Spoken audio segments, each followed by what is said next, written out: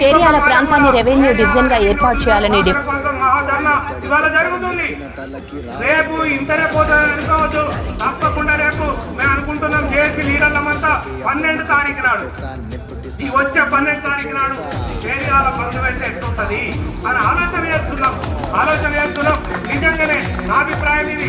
అందరూ కనుక ఒప్పుకుంటే బంధు కూడా సిద్ధమవుతాం, వంట బాక్స్ కూడా సిద్ధమవుతాం, అసెంబ్లీ ముట్టడికి సిద్ధమవుతాం, ఇందిరా పార్క్ దగ్గర ధర్మ చేయడానికి సిద్ధపడతాం.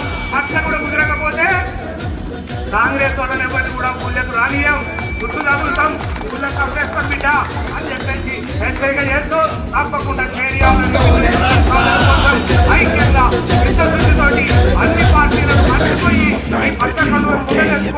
పోరాటాలకు రూపకల్పన చేసి జేఏసీ చైర్మన్ నర్సే పంతులు గారి నాయకత్వంలో ముందుకు పోదామని చెప్పేసి ఈ సందర్భంగా